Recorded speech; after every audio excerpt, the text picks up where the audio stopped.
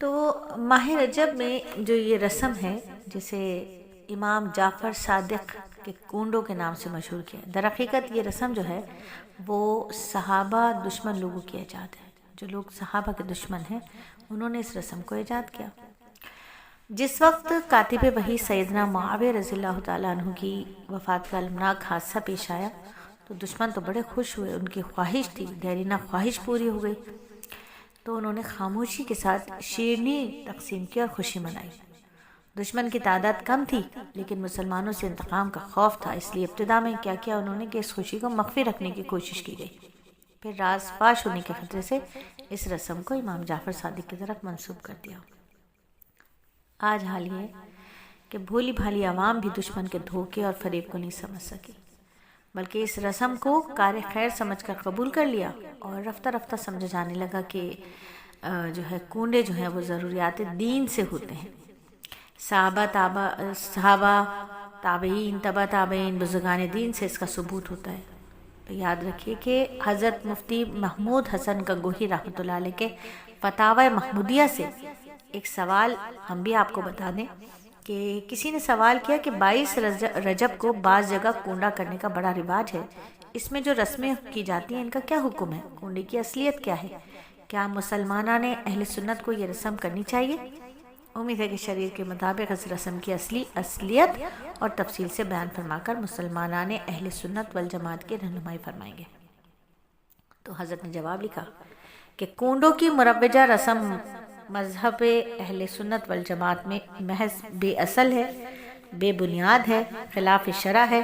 بدعت ممنوع ہے، کیونکہ 22 رجب نہ حضرت امام جعفر صادق رحمۃ اللہ علیہ کی پیدائش کی تاریخ ہے اور نہ ہی وفات کی۔ حضرت امام جعفر رحمۃ اللہ علیہ کی پیدائش 8 رمضان 80 یا 83 ہجری میں ہوئی اور وفات شوال 148 ہجری میں ہوئی۔ پھر 22 رجب کی تخصیص کیا ہے، پہلی سوال، اور تاریخ کو حضرت امام جعفر صادق سے کیا مناسبت ہے؟ تو ہاں، 22 رجب جو ہے وہ حضرت امیر معاویہ رضی اللہ تعالیٰ عنہ کی وفات ہے، تاریخ وفات ہے، اور اس سے ظاہر ہوتا ہے کہ اس رسم کو محض پردہ پوشی کے لیے امام جعفر صادق کی طرف منسوب کیا گیا۔ در حقیقت یہ تقریب حضرت امام معاویہ رضی اللہ تعالیٰ عنہ کی وفات کی خوشی میں منائی جاتی ہے۔ جس وقت یہ رسم ایجاد ہوئی اہل سنت والجماعت کا غلبہ تھا، اس لیے یہ اہتمام کیا گیا کہ شیرینی بطور اعلانیہ تقسیم نہ کی جائے تاکہ راز فاش نہ ہو، بلکہ دشمنان آنے حضرت معاویہ رضی اللہ تعالیٰ عنہ خاموشی کے ساتھ ایک دوسرے کے جا کر اسی جگہ پر شیرینی کھا لیں جہاں اس کو رکھا گیا، اس طرح اپنی خوشی و مسرت ایک دوسرے پر ظاہر کریں۔ جب کچھ اس طرح کا چرچا ہوا تو اس کو حضرت امام جعفر صادق رحمۃ اللہ علیہ کی طرف منسوب کر کے تہمت امام موصوف پر لگائی کہ انہوں نے خود اس تاریخ میں اپنی فاتحہ کا حکم دیا، حالانکہ یہ سب من گھڑت باتیں ہیں، لہٰذا برادران اہل سنت کو اس رسم سے بہت دور رہنا چاہیے، نہ خود اس رسم کو بجا لائے نہ ہی اس میں شرکت کرے، فقط واللہ عالم بالصواب،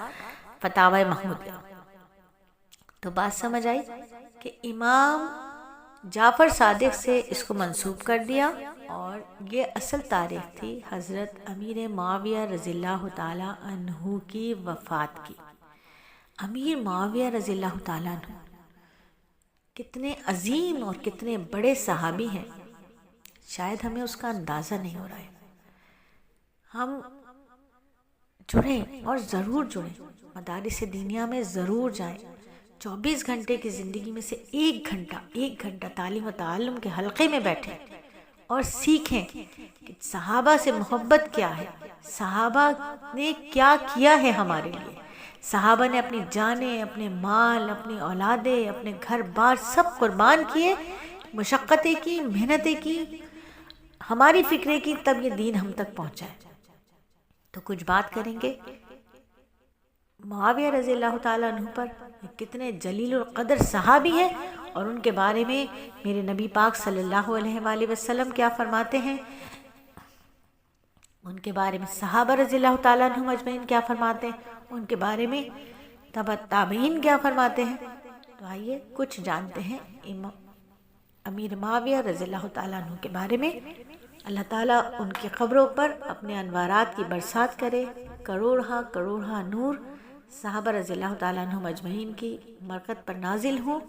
اللہ تعالیٰ ہمارے دلوں کے اندر صحابہ کی محبت جگمگا دے، مزید روشن فرما دے، آمین ثم آمین۔